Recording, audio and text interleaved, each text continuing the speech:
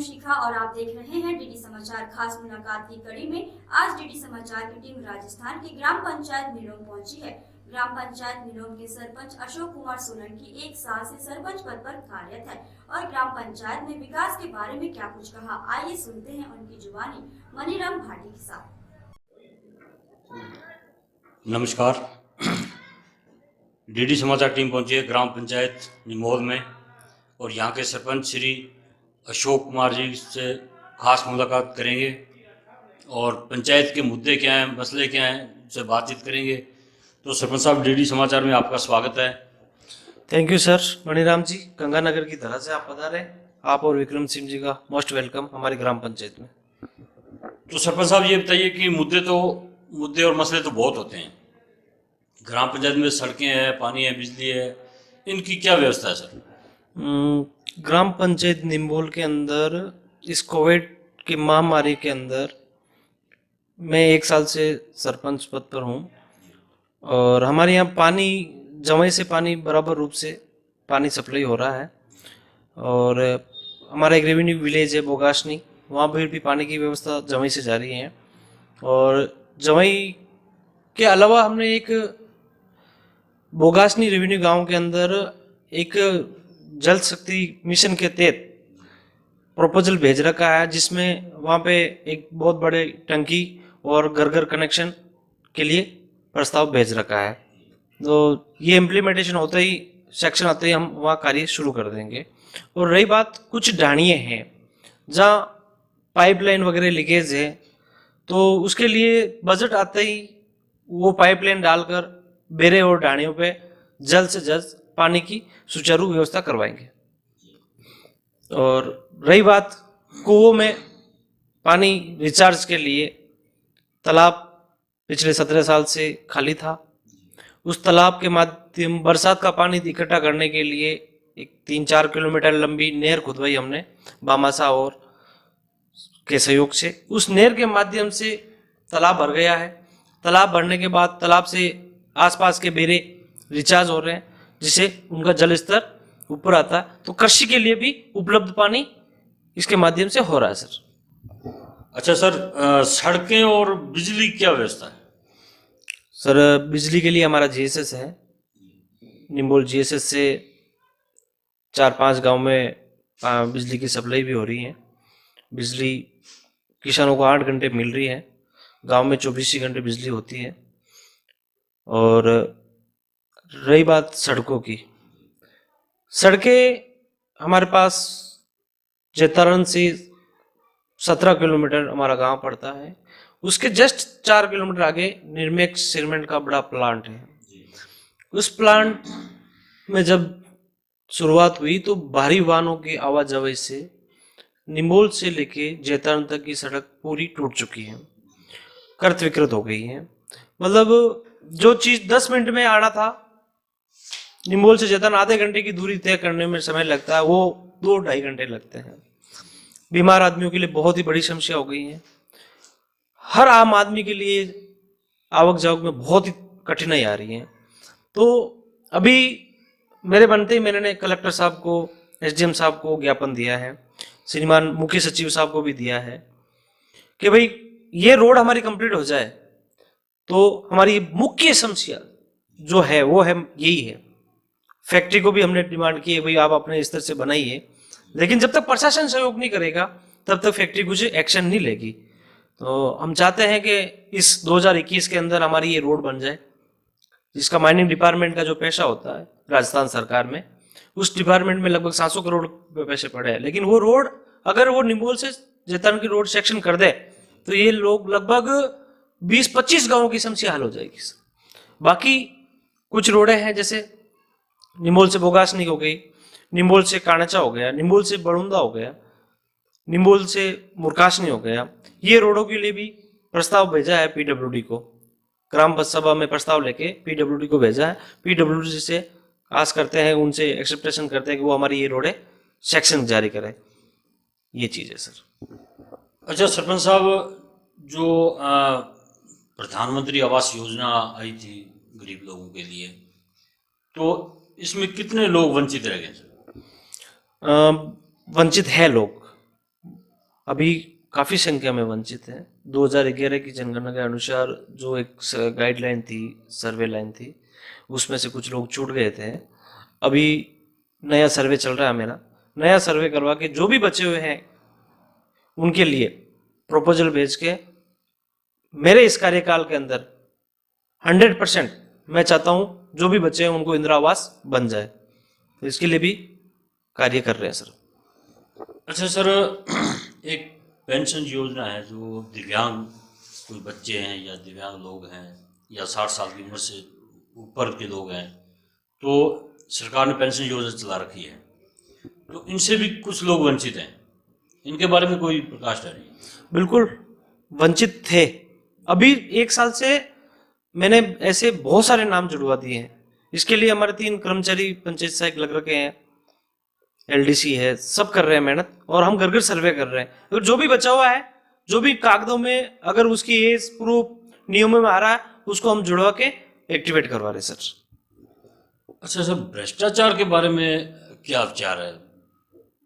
खासकर देखा जाता है कि जो आज 40-50 हज़ार रुपये सैलरी लेने वाला कोई मजदूर से 400-500 रुपये मांग खड़ा होता है, तो ये कहाँ तक जायज़ है? बिल्कुल सर, ये बहुत बड़ा इशू है आज के तारीख के अंदर भ्रष्टाचार का।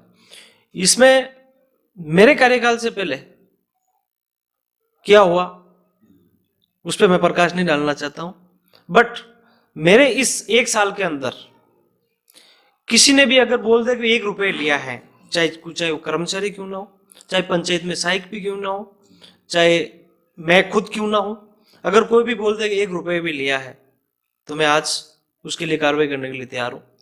तो मेरे 1 साल के अंदर पहले इंदिरा आवास हो गया, कैटल सेट हो गया, शौचालय हुआ, उसमें क्या हुआ मुझे उसके बारे में प्रकाश नहीं डालना है, बट मुझे मेरा ध्यान करना है। और अभी ऐसा निमोल ग्राम पंचायत के अंदर 1 रुपये का भी ऐसा नहीं है सर। तो सर, एक अपने आवारा पशुओं के बारे में बताइए कि आज जहाँ सड़कों पे आ जाते हैं तो एक्सीडेंट भी हो जाते हैं और किसान भी काफ़ी परेशान है, तो कोई गौशाला वगैरह कोई ऐसा कोई विचार आया मन में आपके? बिल्कुल सर, मेरे बनते ही हमारे रेकर्ड के अंदर एक गौशाला है, गंभीर गौशाला, उसमें 370 गायें हैं।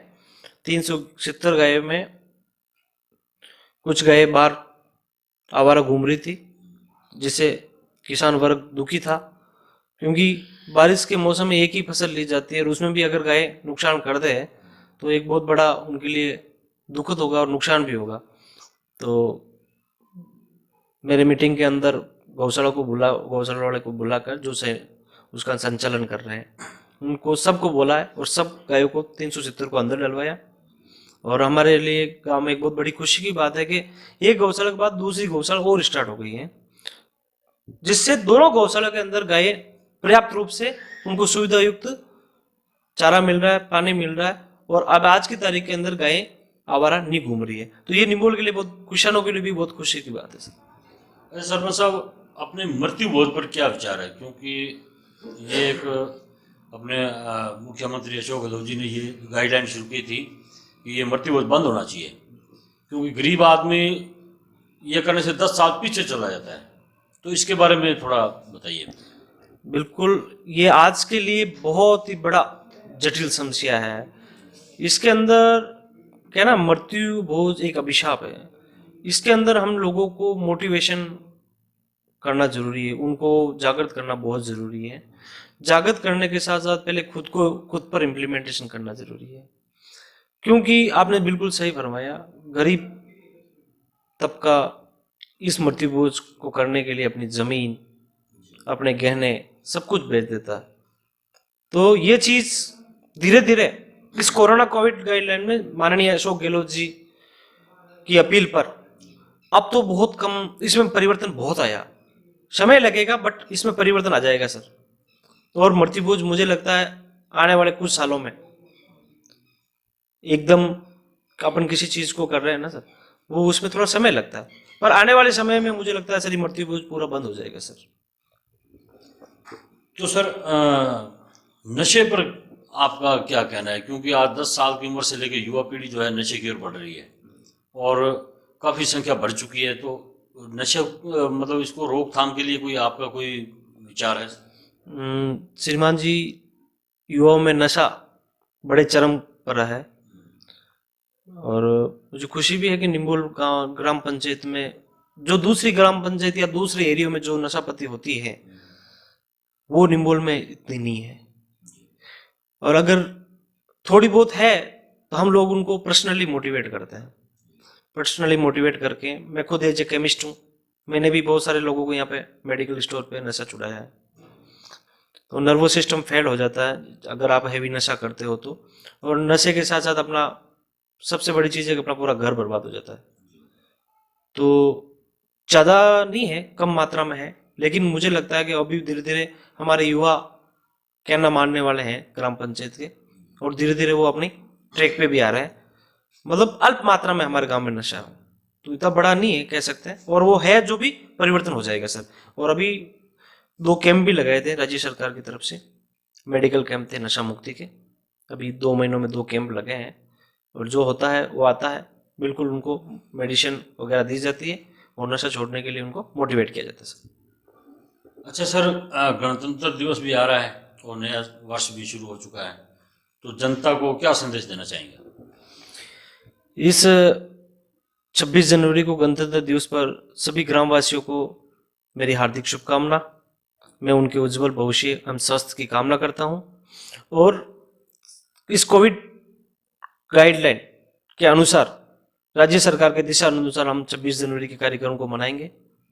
और निम्बोल गांव में इस 2020 कोरोना कोविड के तहत सभी लोगों ने अपनी सुरक्षा रखते हुए, कोविड कोरोना पॉजिटिव बहुत ही कम आए, मतलब नाम मात्र 1 या 2 केस से ज़्यादा निम्बोल में आए नहीं है। ये भी एक बहुत बड़ी सूझबूझ है ग्रामवासियों की। तो मैं सबसे यही आशा करता हूँ, ये 2020 निकला है, भगवान करें कि ये 2021 हमारे लिए बहुत बढ़िया है, और राज्य सरकार से जो बजट आएगा और उस बजट से मैं निम्बोल के चहुमुखी विकास के लिए पूरी जी जान लगाकर मेहनत करूंगा। मैं इसी आशा के साथ सबका प्रणाम करता हूँ। धन्यवाद सरपंच साहब, 10 मिनट निकाले आपने हमारे लिए। डीडी समाचार, मनीराम भाटी की रिपोर्ट। नमस्कार। Thank you sir.